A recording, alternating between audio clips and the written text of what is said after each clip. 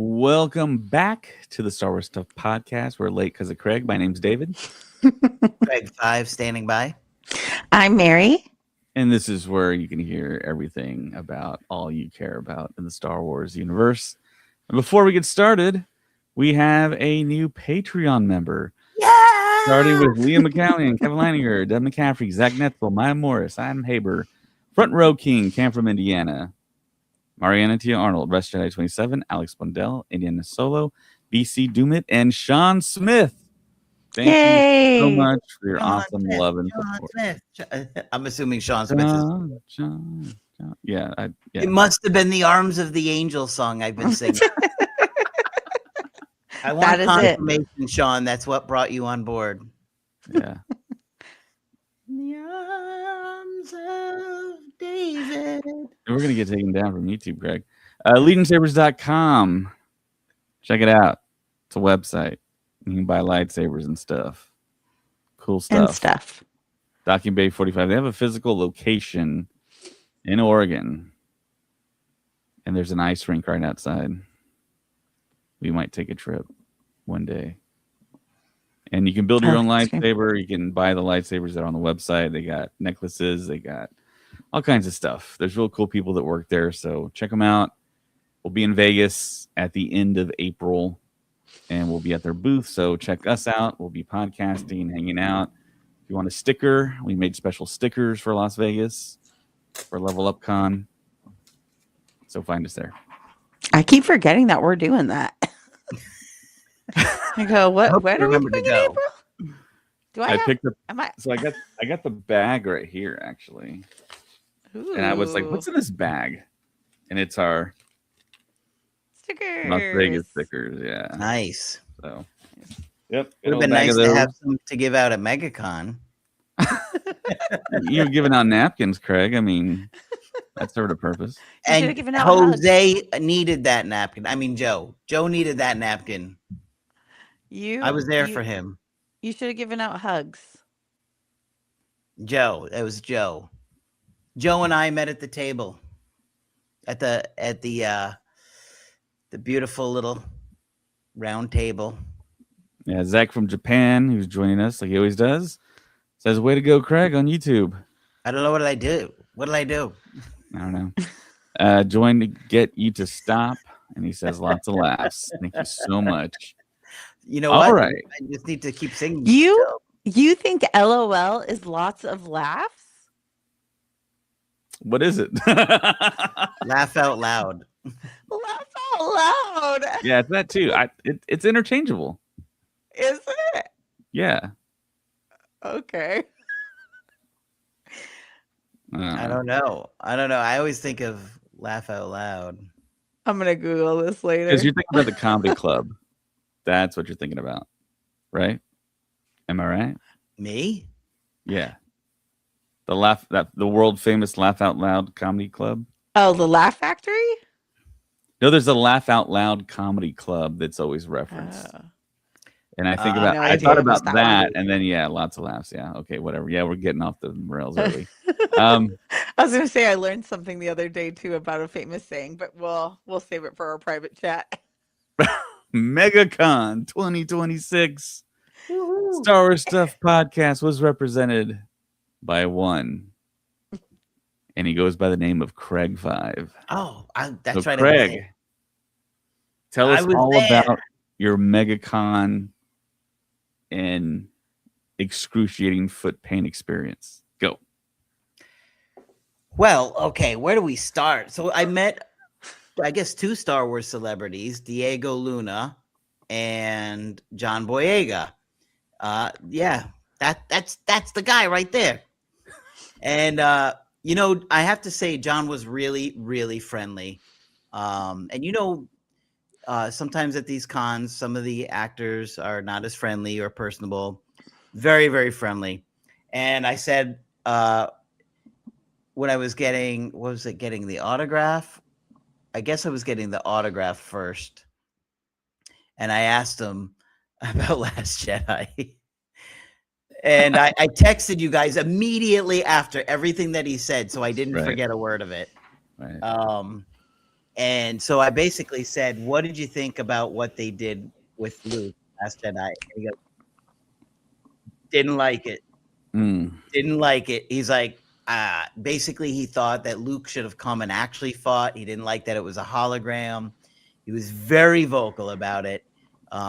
He said, "quote unquote," "we bitched about it every day." Those were his exact words. And y'all became immediate best friends. Huh? I was like, "Hey!" There is something redeemable about podcast. We talk about this all the time. Time marker, please. He said to me, his exact word, another exact quote was, "I don't know why Mark stopped talking about it." Interesting. Yes. But he made it very clear that everybody on set did not like the way they handled it. Now, he said, "I respected JJ for trying to do something unique in his own thing." But he said, "I felt like that should have been something for like the comic books or something like, or video games." But he said, not with those characters. If he had unique characters, but not with like characters like Luke and stuff like that. And then another guy next to me jumped in. He's like, "Yeah, I didn't like it either." And then John kind of like doubled down on it. So it was like, I was like, "Yeah." Jeez. So yeah, I don't remember if there was anything more to it. I told you every word that I could remember as soon as he said it. So I literally had the phone out right after the interaction to get it to you guys. You asked him about talking to Dave, right? I did. That was during my photo op. I'm like, "So is there any talks about coming back?" And he's like, he started laughing. He's like, "Hey, me," you know, kind of like, and then I'm like, I go, "Look at me. Look at me. Look me in the eyes and tell me." And he started laughing, and he kind of like had to go on to the next person. So it was like, he didn't quite know what to say, but he said kind of like, he definitely hinted that there was like something there. Cause I said specifically, "Have you talked to Dave since he took over?" I think that was one of your questions. And then immediately this drops. Huh? And then immediately this dropped off of Variety. It says, "John Boyega confirms, I actually have spoken to the new Star Wars boss about Finn's future years after warning Disney never to sideline black characters again." I think someone overheard your conversation with him and ran with it. They heard me talking to him. Yeah. It was that one guy. Did he not say it in a panel? I don't know.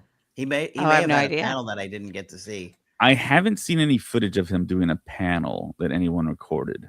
I've seen the Sam Witwer stuff, but I haven't seen anything outside of and Mummy stuff. I think Brendan Fraser surprised the panel. I don't think he was supposed to be there, right? No, he was. I don't know if he was supposed to be at the panel. Okay. I think that was Saturday, and man, Saturday at MegaCon is brutal. I started singing to him in an Arms of an Angel, and security quickly grabbed me and whisked me away. Jeez. Saturday was brutal. I'll tell you what I think they really screwed up on at MegaCon. Okay.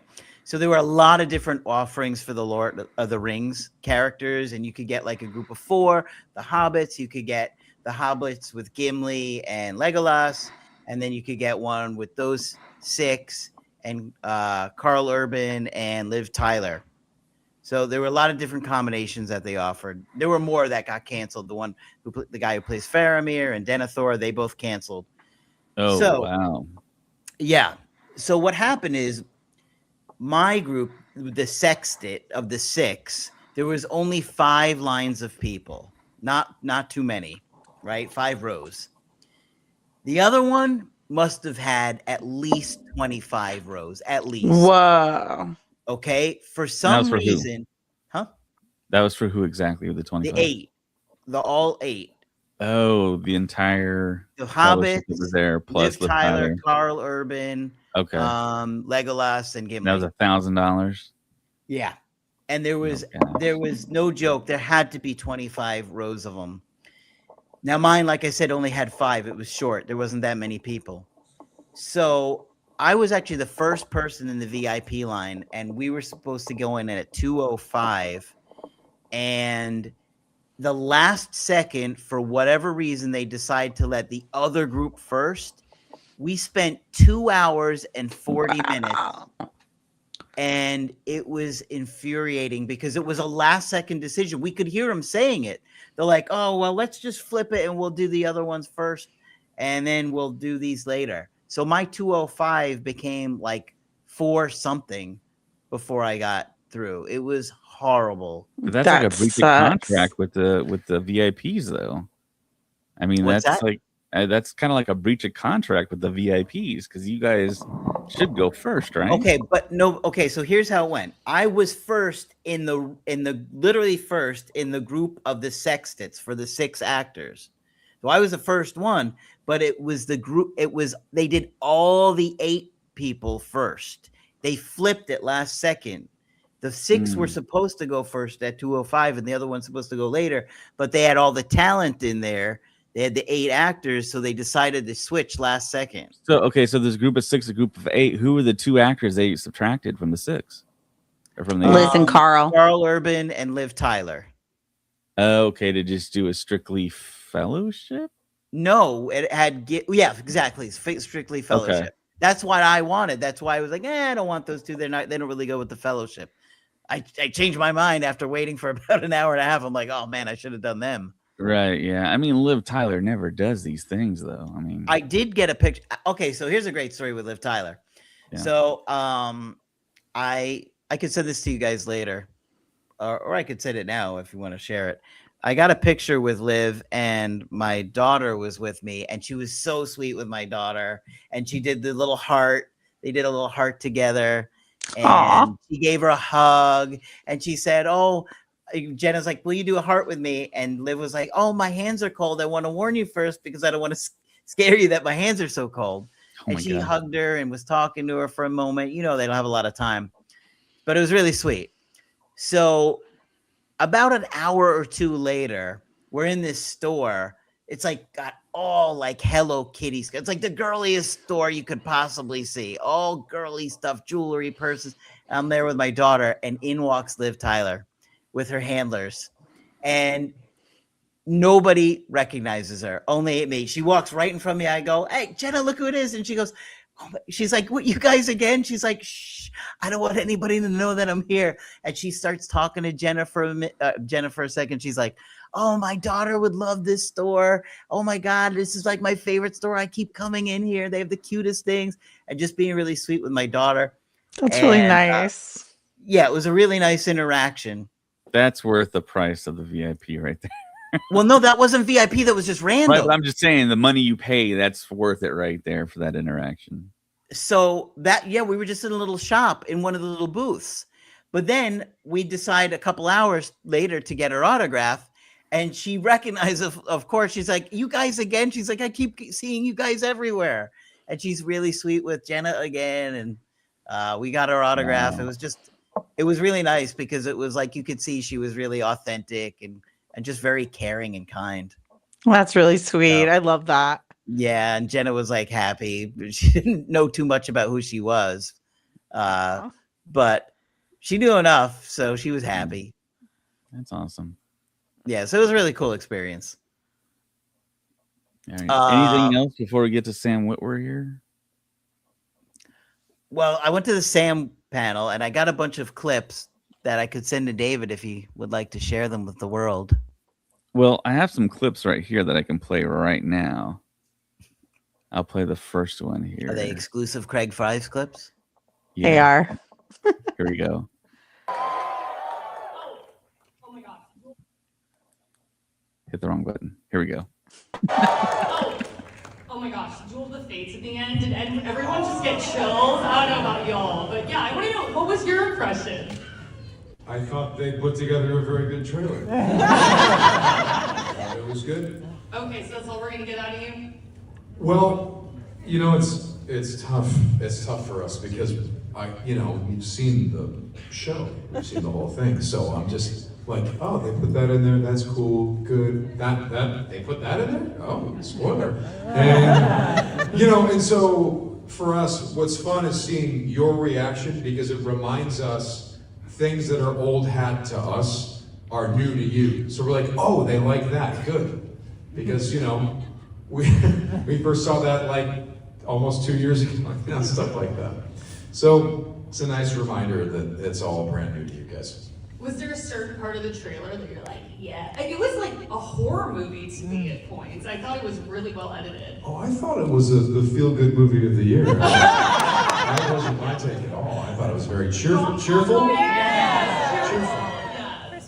Yes. Yeah, for anyone that is worried that we nerfed him, I think that trailer put that to rest, so don't worry about that. For sure. That just gave me chills. I was like... It was a great panel. I can send you some more clips tomorrow if you want to put them up on the channel. Yeah, definitely. I'll do that. It was really interesting to hear him talk about Maul's character development. And, you know, he kind of talked about how Maul is like different like phases. Like we saw like the Spider Maul, and we saw Maul in Rebels. And now this version, we're going to see a Maul that really isn't happy with the Empire, that it wasn't what he expected it to be, that the version that it wound up being was kind of colorless, I remember is the word he used, and he's not happy about how things have turned out. And he actually has come to, in a way, respect the Jedi for actually standing for something and believing in something and having principles, and that you could actually count on them for certain things and in a way manipulate or use them or do different things to manipulate and get what he wants from them. But it seems like Maul is going to look at the Jedi and the Republic in a completely different way now that he's seen the Empire take over, and he's not happy. So wild. Yeah, he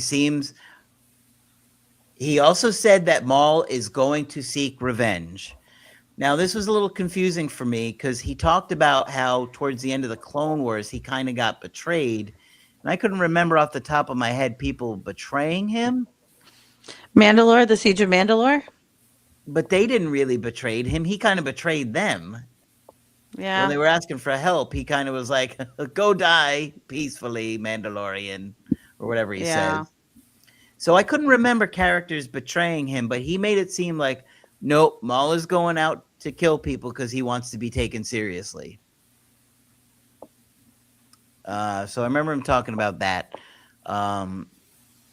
He seemed very excited about the show. And Sam's always really great about that. He's very eloquent in the way he describes things and articulate and the way he looks at things. And it sounds like him and Dave Filoni talked a lot about what he would be experiencing or feeling. And, you know, there was one thing that they didn't ask questions from the audience, but if they allowed us to, my question would have been, in the episode where Savage Opress and Maul fight Palpatine and Savage Opress gets killed, at the end of it, Palpatine is, you know, electrocuting Maul and saying, "No, he goes, Maul's begging, "Please don't kill me." And Palpatine's like, "No, I have other uses for you." But we never find out what that is, right? Like, I was trying to remember. I don't think we ever found out what happened from that. So I wanted to know, I was wondering if we're going to see what happened there, because that felt really open-ended. Yeah, I would agree. That? No, but I feel like Zach would know. Maybe, I mean, I think there's a lot to do with Palpatine. So, I mean, Palpatine basically left him for what he was once he found the mechanical legs and joined up to fight with Savage Opress. And then Palpatine, spoiler alert, we kind of know what happens with Savage. I just said all this, David. Yeah. Well, I was gone. My computer kind of crashed here. So I missed a chunk of it. Sorry. No, but what I don't trying to fix remember is Instagram too. Palpatine at the end of the episode is electrocuting Maul, and he's saying, "No, I have other uses in mind for you." And then we don't ever see anything from that again, as far as I can remember.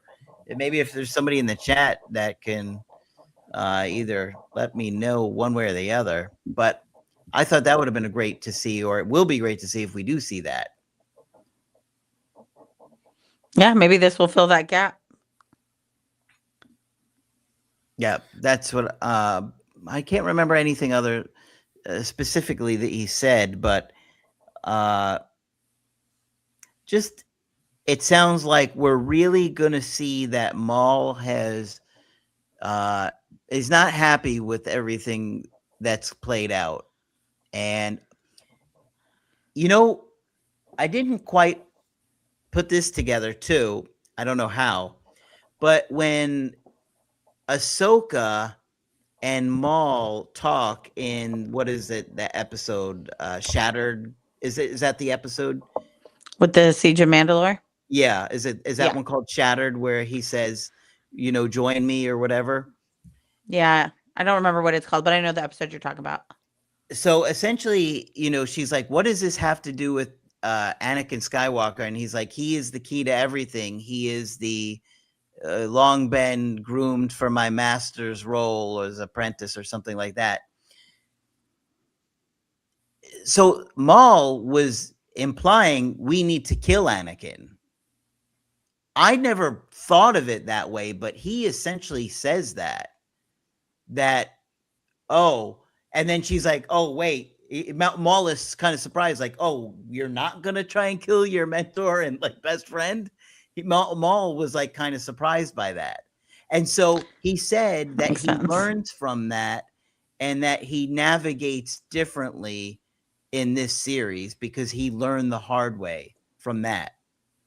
So I thought that was a really interesting take because I had never put that 2 and 2 together, where that Maul's plan was, I need Ahsoka to join me to kill Anakin to take away his prized, apprentice.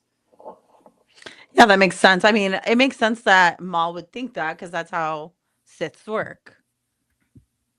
Sure. They kill the but they don't one quite to replace. phrase it that way in the show, but it sounds like that was what they underlining meaning was to that. Now I'll find that clip and I'll send it to you guys. That makes sense. So you know what? Like everything I hear and see and stuff like that, it kind of feels like this series is what we wanted Book of Boba Fett to be. Where it's like Maul is coming together, getting his revenge, kicking butt, creating like this name for himself and regaining his power. And I think that's what I really wanted from Book of Boba Fett. And now it feels like they heard that in the cut, like the fans and stuff.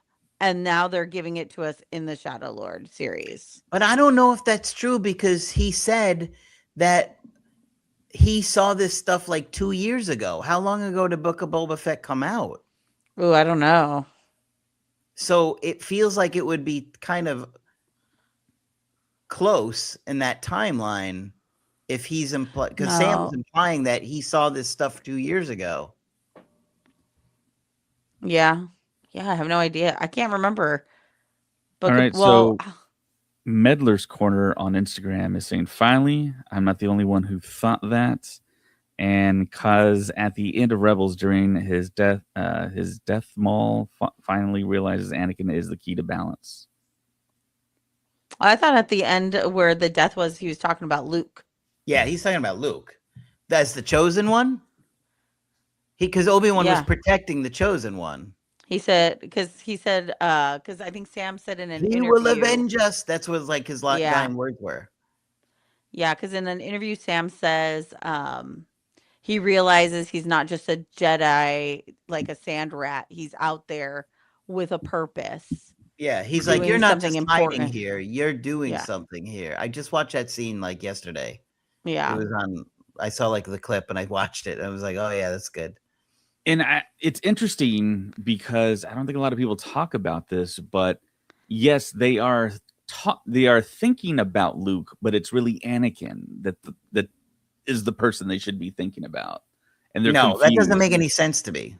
That makes all the sense in the world to me, because Anakin, it's all about Anakin. What? And he's the one that brings balance. Yes, he's the one that brings balance. Luke doesn't really. Luke's just the offspring of Anakin, and Luke is a catalyst. But Anakin is the Star Wars is about Anakin. That's essentially the simplistic way to break it down. But yeah, Anakin is really the one. But everyone sees, oh my God, he's evil.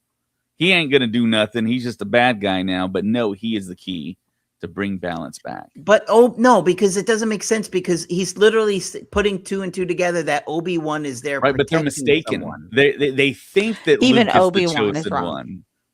Right. They think it's Luke, but it never has been Luke. And audiences have thought it's Luke, but no, they're saying yes, he will do this and do that and make it all right. Yes, at a certain point of view, but Anakin was really the prophesized one, if you want to believe in the prophecy. But Luke was the catalyst. So it's I don't think they're talking about Luke in that scene, though. I mean, the Anakin in that scene. They're talking about Luke, that Obi-Wan is there protecting someone. Right, but they're mistaken in the way they're talking about him. I think that's what I always thought. You're correct, Greg. In that scene, Maul and Obi-Wan are talking about Luke. But the overall arching theme is that Luke is not the chosen one. Anakin is the chosen one. So right. Even in that moment, they're talking about the chosen one. Mm-hmm. They're referring to Luke, but the reality is it's Anakin. They're even unaware of it. When Maul is dying in Obi-Wan's arms, they're talking about the chosen one, but they're thinking it's Luke, but it's not. I mean, they both thought that Luke would be the chosen one. Right. Because they thought, oh, they mistake the prophecy for the wrong person because he's Vader now, but in a very roundabout if you listen to Disney, you'll think that Rey is the chosen one now. So, time marker, please. 27:20. So does that hang on. Context? I didn't say which movie that was from. Oh my gosh. Did it change that the could have been in Rise of Yoda's Skywalker conversation? Does that change the context of Yoda's conversation with Obi-Wan when he goes, is he the one? And he goes, yeah, but there is another. And we all think he's talking about Leia. He is talking about Leia. Yeah, but does that change that same context? No, people were kind of fan fictioning on that thing. Yeah, he wasn't talking about Rey. It was always Leia. No, I wasn't thinking Rey. I was thinking Anakin. Was Yoda actually talking about Anakin, and we all just assumed Leia? Think he was talking. I don't think anyone was thinking about Anakin, though. I mean, you could kind of put that in there. Yeah, I mean, you could interchange. I'm starting that fan fiction. I'm starting that one. I think I remember an interview where George talked about that. He threw that line in there, right? Not even knowing. Yeah, as a misdirect for the audience, because he really didn't have Leia in mind at that point, that she was the twin. He struggled with that in the effort to how was he going to get Luke to turn. Zach said he was talking about Finn. Well, that's a interesting theory. Oh gosh. Cheese and rice. You really don't reutilize the sound effects enough.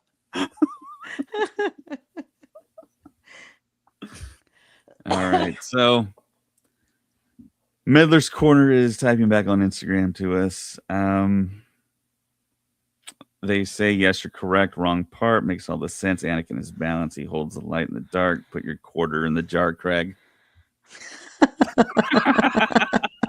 2 quarters. Come and take it from me. Ooh. He's going to have the coiled snake with the cannon. It says, come and take it. I'm not wrong in what I said. I'm saying that they were talking about Obi-Wan protecting Luke. That's what I was saying. Yeah. I wasn't talking about debating about it. Huh? And I guess I complicated it. Yeah. But you everyone understand. Listening now was like, what? What are you talking about? But now you guys understand it all comes back to Rey. Yeah, Star Wars does this a lot. There's always kind of a little bit of incorrectness. And when you look at the behind the scenes, like you said, when the line was there is another, George Lucas didn't even know he was talking about it at the time. But then in the end of everything, after all the trilogy came out and everything, he was like, yeah, it's Leia. Of course. There's only one option. It's Leia. Well, he wanted people to doubt or wonder if Luke was going to turn. He didn't want them convinced that it had to be Luke. I mean, it makes sense. And then it just worked out perfectly to be like, oh, well, that's his twin sister. All right. Your buddy here, Aaron Craig, says Hayden Christensen was the perfect cast for Anakin. What say you? Agreed. I've always thought he was good. It should have been Leonardo DiCaprio. No, I'm just kidding. People wanted a much. I think they didn't want like a good guy. They wanted an angry, like a brooding, angsty, more like angry, like hate-filled character. But to me, that doesn't work as well because it's got to be a good guy who turns. If it's just an evil person, then there's no. It's like, what's the sadness about all of it? Right. What's the tragedy? Yeah. The tragedy is that he was a good person that cared about everybody, and he wanted to help everybody, and he extended himself too much. Yeah. I mean, I love that, Hayden. Was there anyone else in consideration for the role? I don't think so, right? Yeah, there were other people. Well, yeah, there was a lot of people. I mean, wasn't there even at one point it was like Jet Li or something like that? There was a massive casting call. There's a guy I worked with in San Antonio who claims he was in the top 5. Wow. I don't know. I mean, he looked nothing like Hayden or whatever, but who knows? But I was in the top 200,000.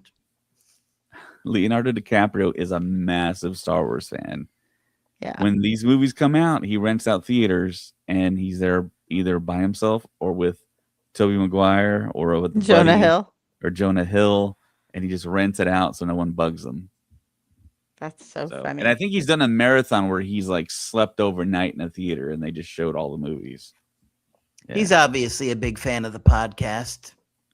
Yeah, obviously. Hey, Leo. When he's in St. Bart's. Yeah. When he's on the yacht, and he'll throw on Star Wars Stuff podcast and listen to us argue. He's probably got 2 girls over. He's like, quiet. I'm trying to hear these guys. I love this. Trying to listen to Craig 5. His jokes are the best and the worst. Oh my gosh. Thanks, Leo. I know, buddy. Yeah. Old Leo.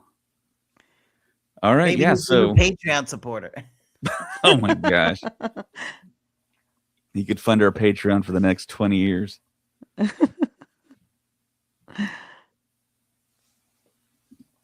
So Zach says I'm actually Leo in disguise. That makes so much sense. Yeah. I've never seen the 2 of them together in the same place. I never got to see Zach in Japan when we were all in Japan. How is that possible? He's like here every night commenting. First of all, he's 2.5 feet taller than everybody there. Like, how did you not see him from across the freaking convention? I don't know. Who knows? If you were sitting in the theater, he'd be the only head that was like an arm's length above everybody else's. He could have a really short torso, Craig. I don't know. I don't know if everybody realizes how tall Zach is. He's actually 8'3". Oh my god! Are you talking about the right Zach, Craig? Am I not? Are you talking about our podcast, Zach? Or I thought we're talking about our Zach. No, we're talking about Zach Sapporo in Japan. Oh, he's one of our listeners. I was like, he's that tall? I was like, Greg, how do you know this?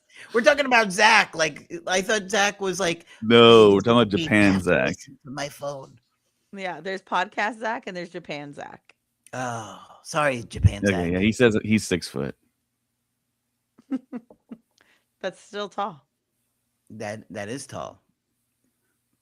So Aaron Craig on YouTube says, was Dooku a bad guy or a good guy on a third path? That's another like quandary I've always had, because when Obi-Wan was prisoner on Geonosis, was he just like kind of taunting him the way his like line of questioning, or what? I mean, I'm guessing that was what he was doing, and he was a bad guy overall in a roundabout way. Yes, he loved Qui-Gon. We all know that. Loved him. And yeah, I mean, he was just one of those like really interesting characters in Star Wars that was killed off, yes, but I mean, still had a very interesting part to play to get to little slave boy Anakin to Darth Vader. And it worked out perfectly on Palpatine's plan, which is interesting that it all kind of came together so well for George Lucas like that. Well, Tales of the Empire really like fills in that gap for us with him of Right. why he started questioning and why he left the Jedi Order and stuff like that. Because he saw like the Jedi were not, what they said they are. And that there was like, I think in the Tales of the Empire, he has like this interaction with young Mace Windu where Mace is like very strict by the rules. Everything is black and white. And the situation was not black and white. And Dooku's like, no, like there has to be more to this. And then he lets his like anger and fear take over in that situation. And Qui-Gon is kind of the one who brings him back to that middle ground and finds this compromise and stuff. And that's where like Qui-Gon also gets a little bit of his like, just because the Jedi Council tells me to do something doesn't mean that's what I'm going to do kind of thing. Like I said, I gave my word I was going to train this kid. So I'm going to do it regardless if they approve or not. Yeah. So I think Dooku is like one of those, it's that first indicator that the Jedi Order is not always doing the right thing because it's the right thing. Well, ultimately, if you have to go black or white, if you're making a black and white judgment call, is he either good or evil? You got to say evil. I mean, he was trying to kill people and he didn't mind setting people up and he was working with Palpatine. I mean, he wasn't, saving children from an orphanage, He was but the Jedi were also taking children from their homes and their families because they showed some type of ability. So ultimately, they're like, I don't think they were forced into it. I think they gave these people a choice. I don't think they were forced into giving up their kids. I don't know. When was that ever said? I don't think in the Acolyte. I mean, is that what George would have them say or do? I don't know, but George is not in charge of Star Wars anymore. And stuff. True, but even in like the Ahsoka, I think she's like rescued, is what they say. And don't we see that in something with Plo Koon? I know the story is Plo Koon saves her. Wasn't that in like Tales of the Jedi, the first season? The Tales of the Jedi, you see her with her family at her tribe. Yeah. And they recognize that she has force abilities and stuff because she like gets kidnapped by some type of wild like tiger like animal. Yeah. And she survives and she controls the animal to bring her home. And then like the grandmother ancient person of the tribe that's like respected, like kind of like the medicine woman was saying like, oh, Ahsoka is a Jedi. Yeah. And stuff. But I don't think we actually see her and I could be just not remembering, but I don't think we actually see her saved by Plo Koon. But that's how they spin it, you know what I mean? Yeah. She was I can't saved remember by either. them. It's been a while since I saw that one. Yeah. Also, the Jedi knew that stuff was happening and they were covering it up for different reasons. So no, I don't think you can ever. And at the end of it, the Jedi was working for Palpatine. But they didn't know they were working for Palpatine. But they were. Doesn't change it. Just because you can say you didn't know doesn't mean you weren't doing something wrong. I mean, that's like saying if you work for Amazon that you're evil because they exploit people or kids in China. You know what I mean? I'm not saying they do exploit kids in China. I'm just saying. I was like, Craig, what do you know? Craig. I'm just saying, if that was the case, if you work for a big corporation and they're doing something wrong on the other side of the world. Are you evil if you don't know about it? Craig, we don't talk about politics on this podcast. There's no politics in Star Wars. So who would have thought Episode tariffs would one make a was your big deal? favorite. Meddler's And Corner that's on not Instagram. politics. It's a moral dilemma, if anything, right? That's not What you said before. political. Meddler's Corner on Instagram. If Qui-Gon never died, he never would have turned. Dude went through it emotionally, and Palps made his move. Also, hot take, Anakin. Mace was a liability for the Order. Oh, heck yeah, Mace was a liability for the universe, the entire galaxy. Well, for me, it's, these conversations are interesting, but at the same time, it's like, these things are written and kind of retconned after the originals. You know what I mean? Like it wasn't part of the story as George was writing it, and then they have to add things to the story to make it interesting. Yeah. I think my least favorite character has always been Mace Windu. Really? Yeah. Because he's got a purple lightsaber. No, he's too like by the books. And that, to me, that type of character, like in every type of series like I've ever been interested in or book that I've ever read, the character that is like too by the books, I'm just like, it's just like He either wasn't not by the book authentic. when he was fighting Palpatine, though.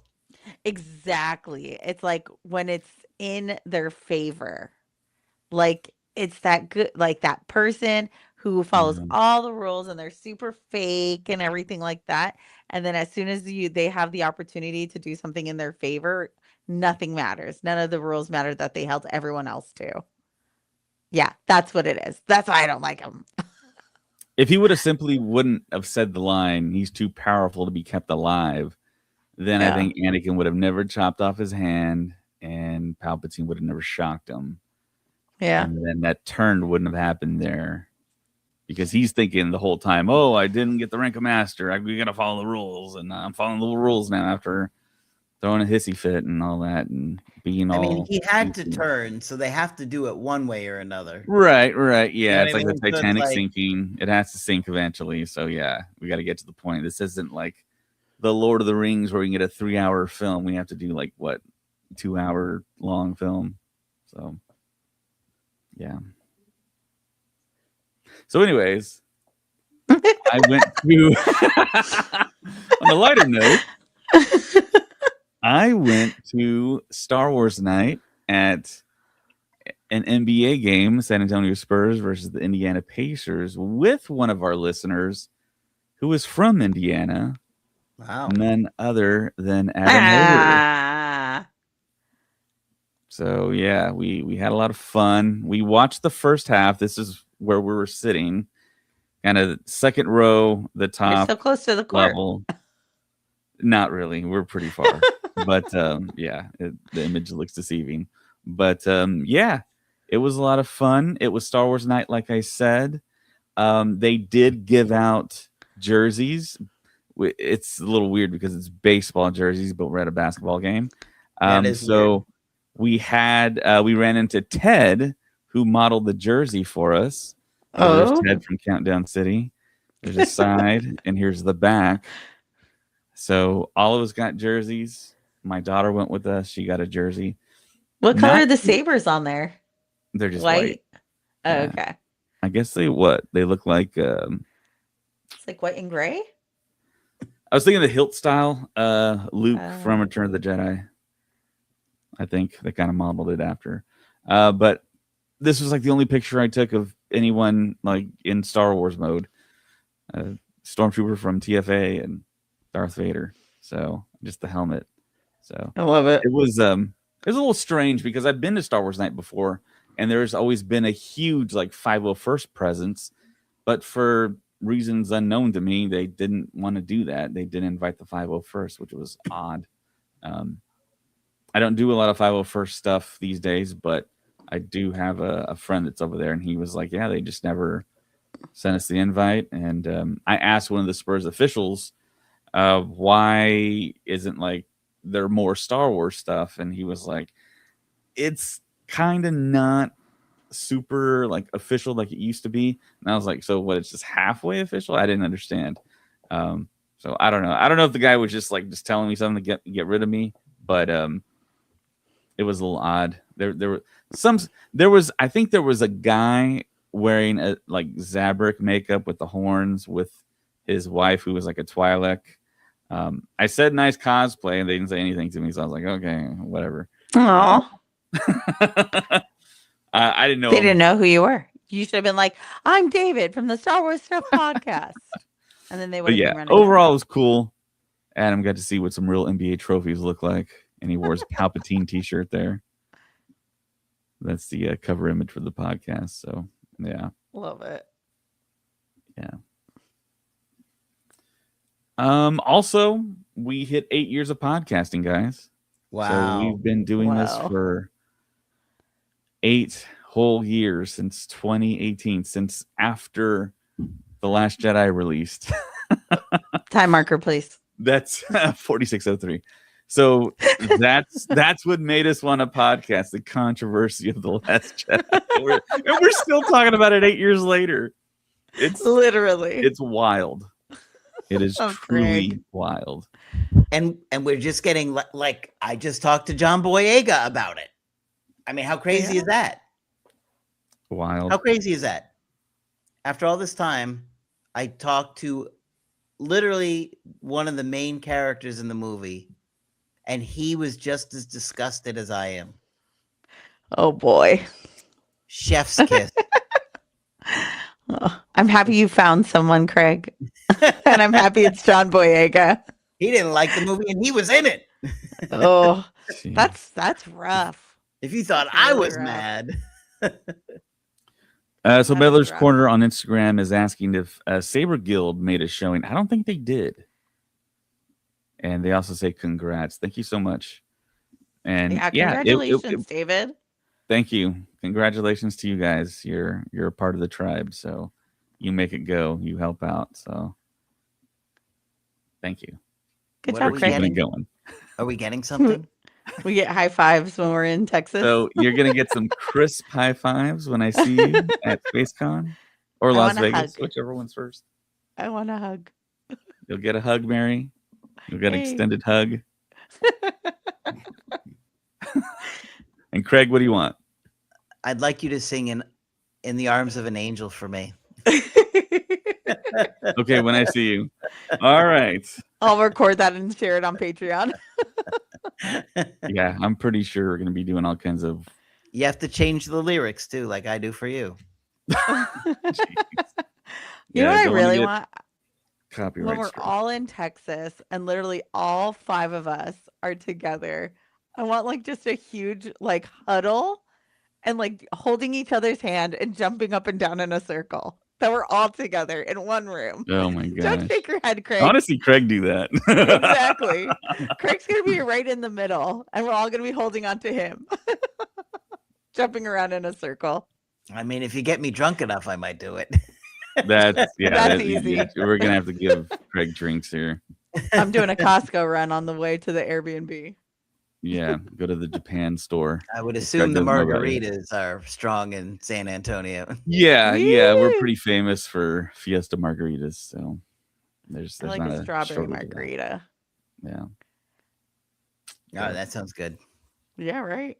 I want some chips and salsa and a strawberry margarita, and I want to talk about Star Wars.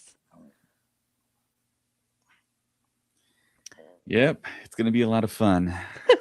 I hope we make it on time to SpaceCon. Oh, we'll be good. Well, I will set an alarm. I'll bring my like horn and then walk around the place and just wake everybody up. Wow. You think Bob's going to get any announcements soon? I know they announced John Cena. Okay. So yes, they just made a big wrestling acting announcement, I guess you could say, with John Cena. He'll be there. WWE champion, actor, and Peacemaker. Comic book character Peacemaker. He's also the voice of my Meta Ray-Bans. That is also very important to note. That's cool. I heard him earlier. You did? You were able to hear him? Yes, I was able to hear him, and then like all your setup just like fell apart, and then I can hear you at all. So my goal is at SpaceCon to get him to put on my Meta Ray-Bans and talk to himself. Like, nice. did you know? Yeah, I want to say he did know, but Miller's Corner says, "Come to Amarillo, and I'll give y'all all the high fives." How far is Amarillo? It's really far away. It's like sorry. We want margaritas. You come meet us in San Antonio. Come to SpaceCon, and then you'll be a part of the high five jumping group. Yeah. If you come to SpaceCon, I'll give you a Funko Pop. How's that? Ooh. Should I open this? I got one of these. Oh, okay. Should we start doing little ASMR? Here you go, guys. I have a case of them. Do we know when Ahsoka is coming out yet? No, I don't think we have a release date. No, I don't think so. Because I saw Rory, what's his last name? Who's going to be? Yeah. Huh? Rory McCann? Yeah, he's going to be, I think, in Ocala I feel like in a few months. And I tagged Bob. I'm like, I put the little two eyeballs from like Bob, like, hey, this would be a good one for SpaceCon. But I guess we won't have seen him in Ahsoka season 2 yet. Yeah, but I feel like he's famous enough. It's true. Yeah, where we would all be like very still excited. Ivana Sakno at SpaceCon, who plays Shin Hati, talked about how acting with him was fantastic as Baylan Skoll in Ahsoka season 2. So there's a little bit out there. I would love to see him out there. I mean, he's already famous, like hugely famous from Game of Thrones already. So yeah, it's not like he's have trouble getting fans to get his autograph or photo op. So can I just I would love to meet the Hound. Yeah. I don't know what Diego Luna's line was like, but I will say this. At one point, I went to the line to see when he was going to be there. Mm-hmm. And there was maybe, I don't know, 15, 20 people that were just waiting for him to like come back from something. And when I got there, He had to go to the restroom. No, I think he may have been at his panel. Oh. And he came back. And I went. Okay, so Meddler's Corner on Instagram is saying, I'll be there with the Saber Guild as Baylan Skoll at SpaceCon. Okay. Maybe come say hi to us. Maybe I've met him before. Interesting. Okay, go ahead, Greg. I'm sorry. So Diego Luna's line, there was like a red carpet area where you line up, and it wasn't that filled. And I got in the line, and I think there was maybe 2 or 3 people in front of me in the VIP, and the other section only had like, I don't know, it felt like 15, 20 people. And I was thinking to myself, if this was Mark Hamill, it would be 600-700 people waiting for him to come back. Diego Luna's line was really short. And I was I was shocked. I mean, Andor was a fantastic show. And he was obviously like the main guy. He's Andor. How is this line not at least 200 people long? At least.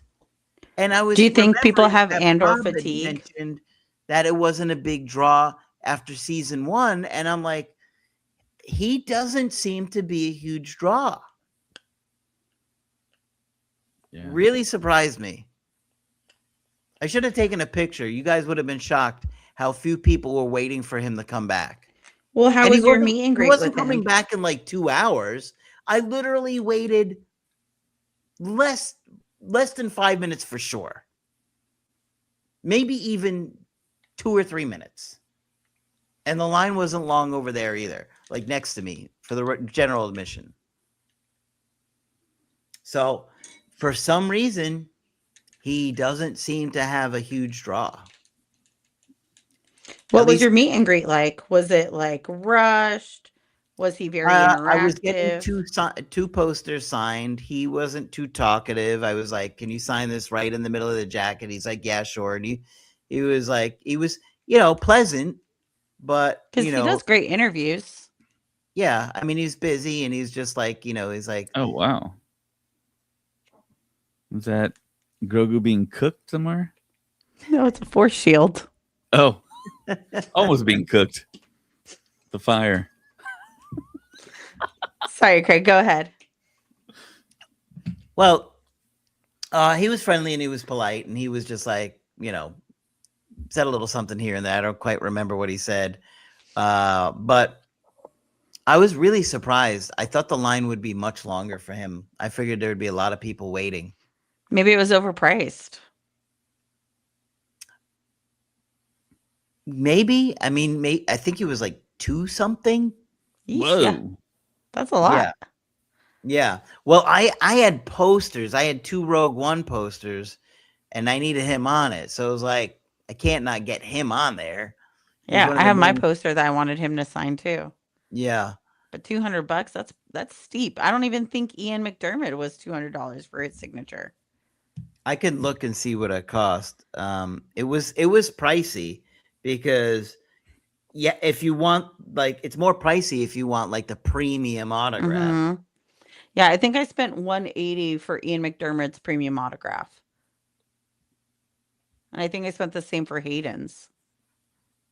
So for him to be $200, but also yours is VIP, right? Well, VIP doesn't cost any extra. Here's the picture. I'll show you. Oh wow. Nice. Yeah, like he does really great interviews, but I have never really heard about like him doing really great like meet and greets. Like when you talk about like Katie, like she takes time and like she gives you a really personal, like Liv, the experience you had with her, right? Oh, okay. I never really heard that about Diego. Brace yourself. Oh no. Take a guess. You guys can both take a guess. So premium autograph. Premium, which is like a poster or something like that. $250. David? $350. Oof. $266. Whoa. I win because I got close without going over? Yeah, you win. Yay! I love this game. Showcase and it's like I have 2 Rogue One posters that literally have, Jyn Erso on there and Bodhi and K2SO and stuff like that. So it's like, how do you not get Cassian on there? I had to do it.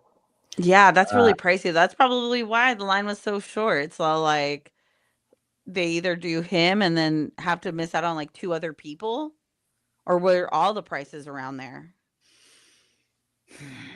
I felt like everybody was expensive. I feel like Mr. T was like $185. I was like, whoa, $185. Mm-hmm. Well, Mr. T. I mean, I get he's like an icon, but I was just like, man, that might be the last one. Yeah. So this is why you guys should go to SpaceCon. Because SpaceCon is, in comparison, so insanely affordable, and you get to have these same experiences. And Bob does do a lot of great stuff with like Get a Deal. Like now you can get Fan Friday, Jimmy Smits and Hayden, and it was like, what was the upgrade for that? Do you remember what it is, David? There was some kind of upgrade, a free upgrade. No idea. I know he did Fan Friday, where it's like certain people signed up, like Daniel Logan, Giancarlo, where you can get an autograph or a photo op for $35 on Friday. Okay, so I got a couple of these prices up. They may not stay up for long. For just to give you an idea, the Lord of the Rings for the 8 people was $960. Whoa. For Frodo and Arwen, it was $299. For Legolas and Arwen, it was $377. An autograph for Liv Tyler was $158. For a premium autograph, it was $211. For a photo op, it was $191. That's wild. And that's MegaCon. I just want to make sure everyone's clear. Like, That was those are MegaCon, correct. MegaCon prices, not SpaceCon. Not SpaceCon.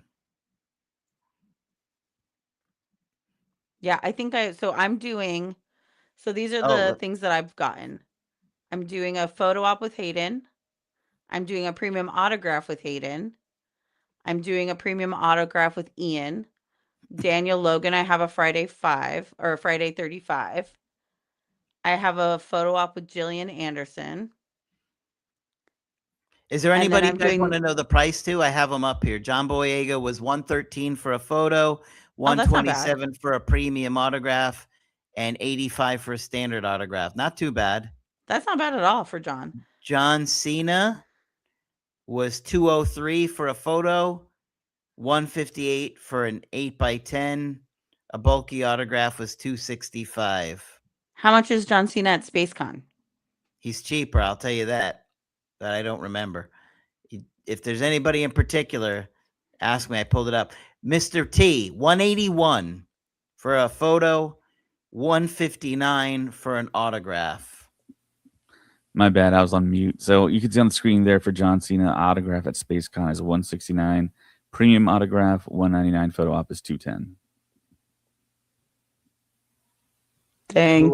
If there's anybody you guys want to know, I could pull it up here. So I'm meeting 1, 2, 3, 4, 5 different people in either a photo op or an autograph. And I've only spent about like $700 total. Orlando Bloom, $191 for a photo.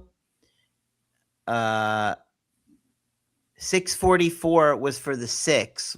That means the Hobbits and the Legolas and Gimli.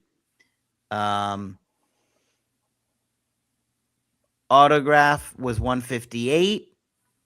And premium autograph was $211. So yeah, Diego Luna was more expensive than everybody, right? That's what it sounds like. Yeah. Well, hold on. Let's see. Brendan Fraser, $158 for a photo, $133 for an autograph. Premium autograph, $143. Mummy team up with 4 people was $402. So not crazy for 4 people. Carl. I met that guy. He's nice. Daphne Keene, $113 for a photo, $106 for an autograph, $85 for a standard autograph. So it sounds like Diego Luna might have been the most expensive. $226 for a photo op, $212 for a standard autograph, $266 for a premium autograph. Elijah Wood, $113 for a photo, $106 for an autograph, $106 for a selfie at the table. So Elijah isn't that bad either. No. So Craig, I think you're going to be jealous. Are you ready for this? I'm jealous already. I am going to be going to Fan Expo Anaheim.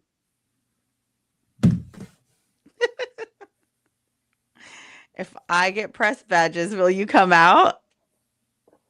Shoot, I might come out. What are you talking about?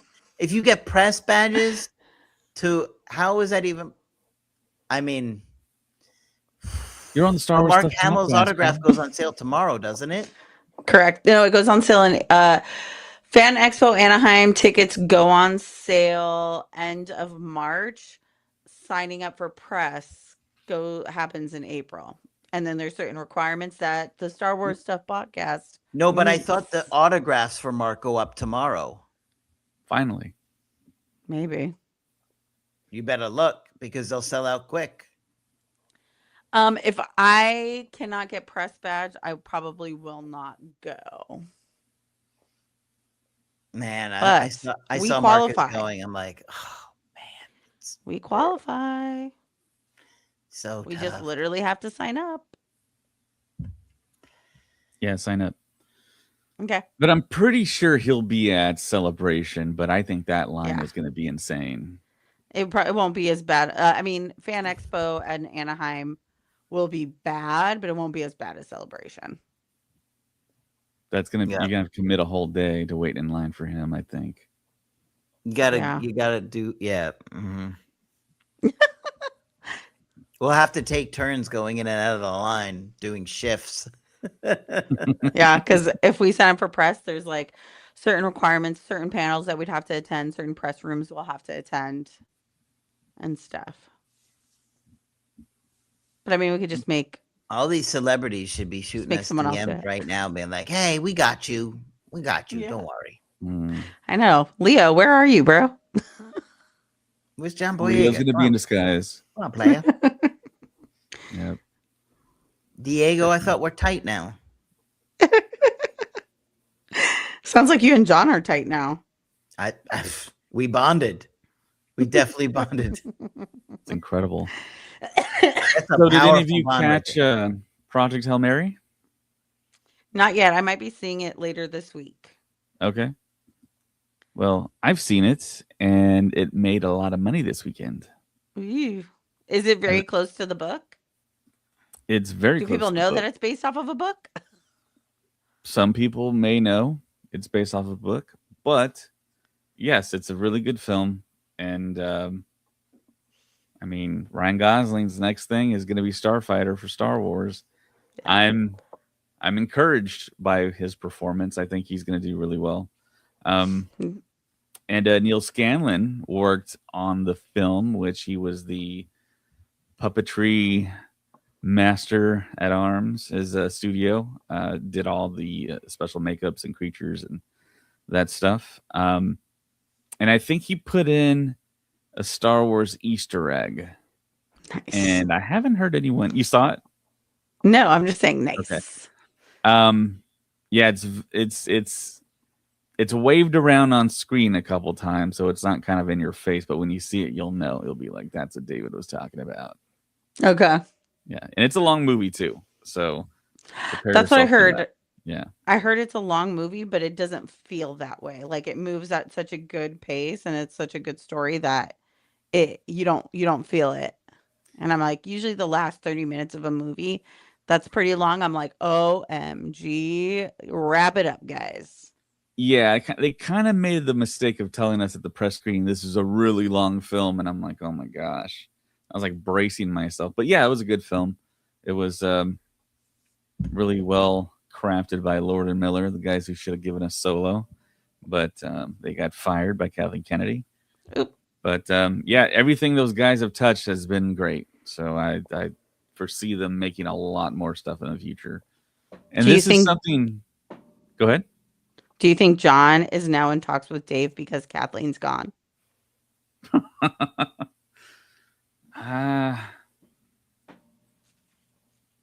I think all of Dave's people that talked to him during his tenure at Star Wars and that are still at Lucasfilm are talking to him now, and they're trying to figure out something. It's really, like we said on multiple podcasts here, that it depends on what Mandalorian Grogu does at the box office. If it's like a smash hit and it's like, oh my gosh, everyone shows up Memorial Day weekend, they're gonna do a season 4 and they'll probably do a sequel and all that stuff. But if it's like, if it doesn't make, I mean, if it just breaks even, that would be a tremendous.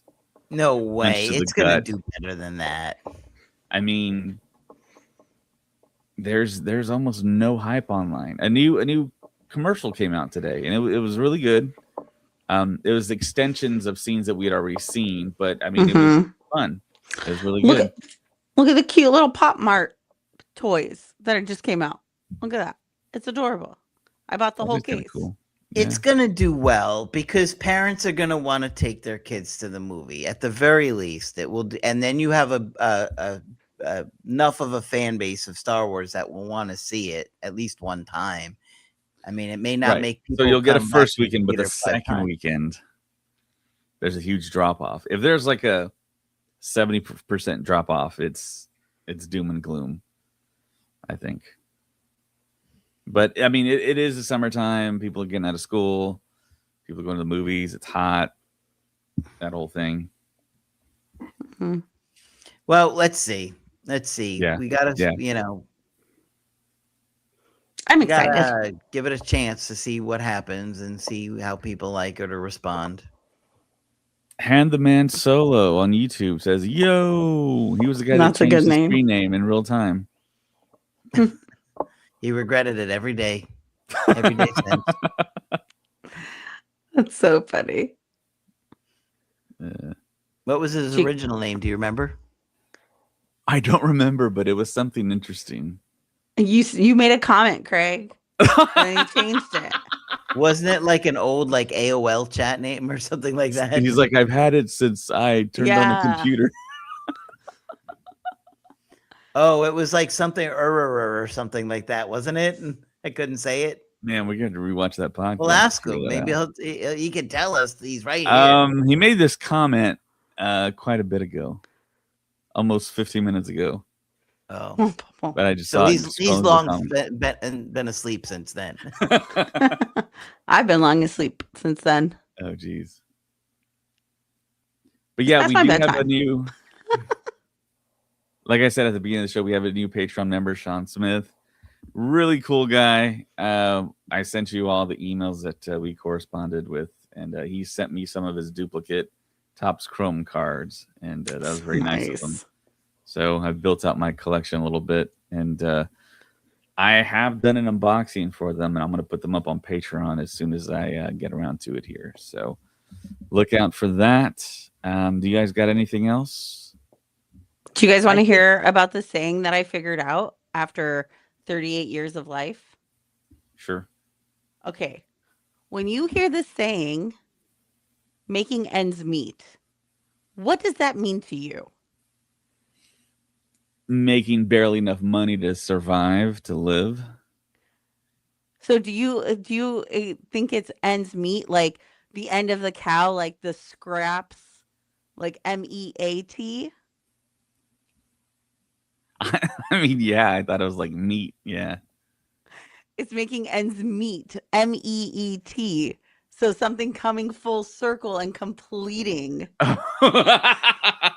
Making two ends meet. Okay, yeah. I'm just like trying to get by. I'm trying to make this come together for myself so that I can get ahead and survive life. There's all kinds of stuff like that in English.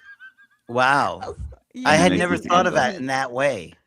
So the reason I figured it out is because I saw it written, because I always do closed captioning because I need to like see something sometimes to like hear, to like understand. But see, that can be wrong too, though. But did you look it up? I looked it up. Okay. Because I was like, what do you mean ends meet? Because I thought what you thought. Well, I mean, see, I grew up in South Texas, and there's a lot of slaughterhouses here, a lot of cows here. So that's what I would always think of as like meat. What do you think Saved by the... Then I went down the rabbit hole. What do you think Saved by the Bell means? Yeah, there's a lot of these. I thought it was like, you're in school and you got the bell rings, so you get out of there before like you get in trouble. What about you, David? I just have a generalized concept that it's Saved by the Bell. I think of the TV show now. Okay, so that's kind of similar as Craig. So like what I found out is Saved by the Bell, or so what the more common one is like a boxing match, and you're about to like get knocked out, and you're saved by the bell. That's sure. The more common one. Yeah. But it originated back in the day. If someone was like in a coma or they were just non-responsive, kind of thing, and they would assume that they were dead and bury them. And then they would bury them with a bell. Yes, correct. So and if they'd ring it, it'd be like, "Oh my God, we buried the dude alive." And and that's where the graveyard shift came from, because that was the person who would stay there at night to hear and see if anyone's bell would go off. And then couldn't they have just waited a little bit longer before burying people? Like, I don't know, but that's where it originated. Make sure they're like cold. That's where it originated. They were saved by the bell. Yeah, because back in the day, they didn't know as much as we do now. But People do wake up in the morgue all the time. So. Oh my goodness. What? Yeah, it happens. It definitely does happen. How? And it's like, so here's like a controversial thing I'm about to say, but if you are an organ donor on your license, probably best not to be one if you die younger, because you can actually they want to farm your organs out quickly, so they're gonna take you apart a whole lot quicker than if you weren't. So you have that little bit of extra time of possibly coming back. So I'm an organ donor. Yeah. They but I don't think they'd want it. All my stuff's all ruined. So wait, how can they legally do that? They're gonna test all my stuff and be like, "Now we can't use an industry, Craig. How can anyone legally do anything that happens? I mean, it's a wild world we live in. It's crazy, and they're trying to move fast. You know, they got rooms to fill. And I think we better just saw a huge drop off in listeners. Well, we already had the huge drop off. That's why we're talking about random stuff now. But this is like the juicy stuff. Ends meet, and Saved by the Bell, and Graveyards. All right, we've had enough. All right, signing off for this organ donor. And this organ donor. You better be careful. Better get that undone before you go to San Antonio. I have a DNR. I'm fine. Jeez. Say what you want. None of it works. All right. For Craig 5 and Mary, my name's David. Happy 8-year anniversary to us. Woo. And may the force be with you. Always. This is the way. Pew, pew, pew, pew. Happy anniversary, my loves. Aww.